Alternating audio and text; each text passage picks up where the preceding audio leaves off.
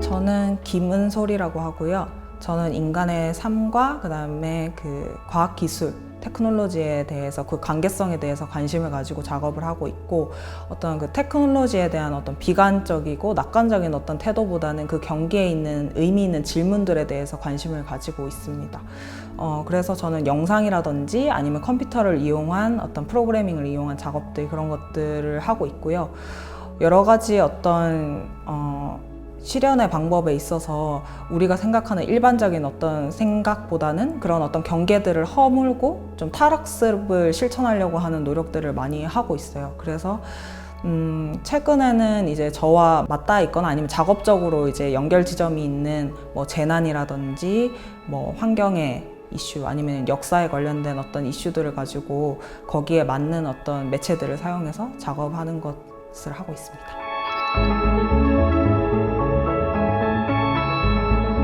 우선은 처음 시작된 건 앞서 말씀드렸듯이 이제 재난을 경험한, 그 지진을 경험한 시점이 사실 저에게는 가장 큰 시점이었던 것 같아요. 근데 제가 지금에 와서 돌이켜보니까 그게 저한테는 굉장히 의미가 있긴 했지만 이미 이전에도 계속 재난은 반복되어지고 있었다라는 지점을 지금 시점에서는 조금 느끼고요. 일단은 처음 시작부터 이제 얘기를 하게 되면은 지진을 제가 경험하게 됐고, 그때 첫 번째 큰 지진 말고 두 번째 지진을 제가 새벽에 일어났던 그 지진을 경험을 하게 됐는데, 그때 그 당시에 지진을 겪고서 저도 그런 경험이 처음이기 때문에 할 수 있는 것이 이제 진짜 식탁, 우리가 배운 게 그거밖에 없기 때문에 식탁 밑에 들어가서 뭔가 피하는 것, 그런 어떤 주변의 환경 같은 것들을 파악할 수 없고 단서들이 없고 정보들이 없고, 그렇기 때문에 제가 할 수 있는 거라고 최대치가 그거밖에 없었고, 그렇지만 뭔가 아무도 절 보호하거나 뭔가를 해줄 수 없다는 되게 약간 그 순간에 되게 절망감이 있었어요. 그리고 그 당시 지금 같은 경우에는 코로나 때문에 재난 문자가 진짜 실시간으로 넘어와서 지칠 정도 사람들이 무뎌졌지만, 그때 당시에는 재난 문자도 바로 오지 않았거든요. 그래서 되게 절망적이다. 아무것도 날 도와줄 수 없고 할 수 있는 게 없구나라는 좀 그런 생각이 많이 들었던 것 같고요. 그래서 그러한 경험 이후에 이제 현재는 제가 서울에 지내고 있기 때문에 서울에 갔을 때 이제 그 재난을 경험하지 못한 사람들이죠. 그런 사람들을 만나서 대화를 나누었을 때 그런 어떤 간극을, 정말 극명한 간극을 느꼈거든요. 아득하게 멀게. 그래서 그런 것들을 이렇게 간극이 크구나, 이렇게 그런 간극들을 좀 좁히고 뭔가 내가 겪었던 경험들을 공유할 수 있는 방법이 어떤 게 있을까? 그리고 그 이면에는 좀 설득시킬 수 있는 방법이 없을까? 약간 그런 생각을 했던 것 같아요. 그래서 사람들은 제가 몸으로 겪은 거를 동일하게, 어차피 그건 지나간 사건이고 똑같이 겪을 수 없기 때문에 그것을 어떤 재현해서 그 사람들을 마주하게 한다기보다는 그 사람들을 뭔가 좀 객관적으로 설득시킬 수 있는 좀 데이터를 가지고 작업을 해보자라고 그때 생각을 했어요. 그래서 이제 저에게는 이제 상징적인 도시인 포항과 서울에 이제 10년간의 지진의 데이터를 수집을 해서 그것을 이제 다시 재가공을 해서 제가 거기 그 데이터 자체를 이제 빛과 소리로 치환시키는, 이제 공간적으로 체험할 수 있는 작업을 만들어낸 게 이제 알파 오메가 작업이었고요. 그래서 각 데이터들이 이제 공간에서 이제 뭔가 그 지진 자체도 굉장히 파동, 그 자체가 파동이고, 빛과 소리 자체도 이제 물리적인 어떤 파동의 형상인데, 공간에 이제 관람자들이 들어왔을 때 어떤 그 스피커가 울리면 이렇게 되게 울림이, 파동이 전달돼서 울림이 몸으로 체험할 수 있게 되잖아요. 그래서 그러한 느낌들, 그 영상 자체가 약간 플리커처럼 되는 영상인데, 그런 것들을 이제 뭔가 시각적으로 몸으로 맞이했을 때 어떤 반응들, 그런 것들을 좀 느껴보길 원했고, 그래서 이것들은 좀 어떻게 보면은 동일한 현상의 어떤 재난의 재현은 아니지만 어떤 새로운 형태의 재난을 경험하게 함으로써 뭔가 좀 본인이 생각하는 어떤 재난의 의미나 그런 것들을 좀 상기시키길 바랬던 것 같아요. 그래서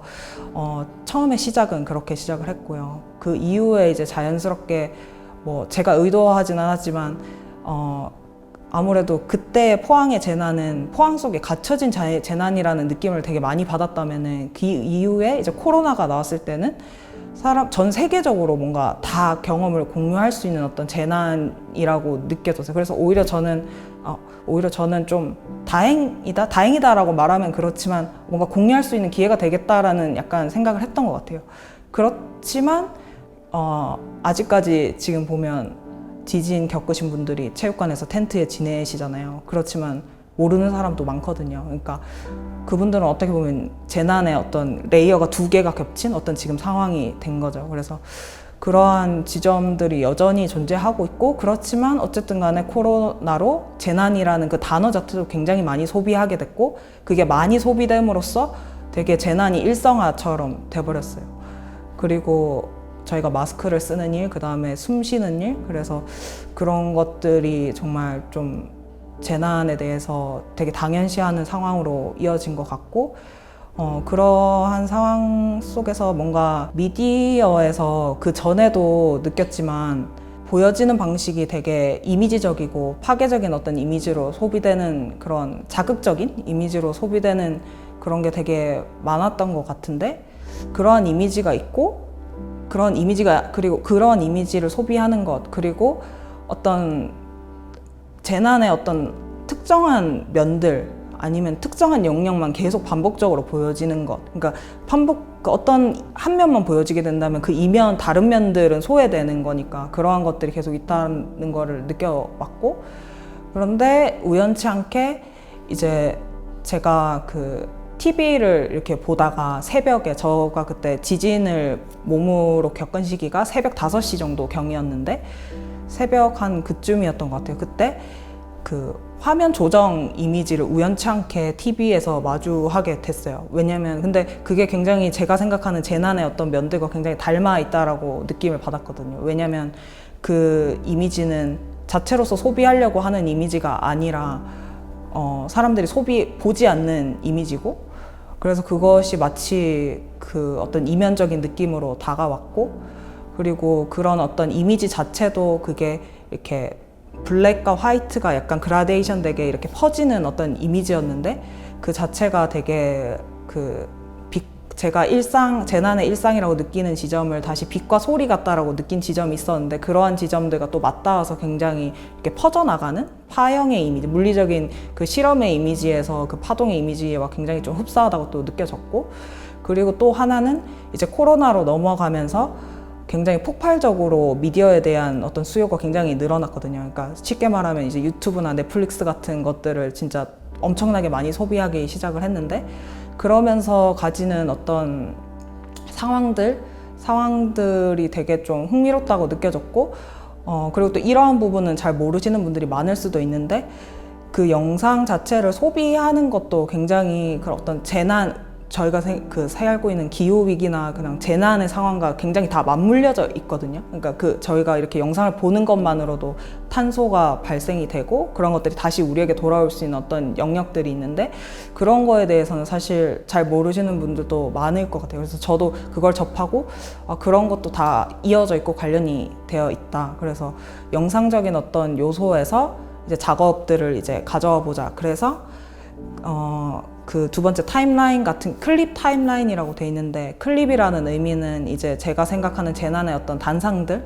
작은 어떤 영역들에 대한 의미고, 타임라인 같은 경우에는 이제 그 영상에서 밑에 언더바가 있는 그걸 이제 타임라인 표시가 돼 있는데, 그런 것들을 이제 차용을 해서 가져오게 되었어요. 그래서 아까 그 화면 조정 이미지와 그 다음에 그 타임라인 이미지를 합쳐서 그 두 번째 작업을 하게 되었던 것 같고, 그 다음에 이제 마지막 작업인 클립 RV 커뮤니케이션 같은 경우에는 이제 그것도 마찬가지로 클립이라는 의미는 이제 단상의 어떤 의미고, 이제 RV 같은 경우에는 제가 아까 재난이 일상화되면서 그게 마치 빛 같다고 느껴졌는데, 그리고 거기에 파생되는 여러 가지 사건이 있을 수도 있고 여러 가지 시점이 있을 수도 있는데, 빛의 영역에서 스펙트럼에서 이제 레드와 바이올렛의 어떤 스펙트럼이 있는데, 그런 것들이 마치 제가 생각하는 어떤 재난의 여러 가지 어떤 면면들, 그리고 여러 가지 시각들이라고 느껴졌고, 그리고 빛 자체의 특성으로서도 이제 적외선 같은 경우에는 사람을 어떤 치료할 때 쓰이는 어떤 빛들이고, 바이올렛 같은 게 자외선 같은 경우에는 뭔가 살균하고 그럴 때, 그래서 코로나에 와서 살균하거나 그럴 때 그 자외선을 많이 사용을 했거든요.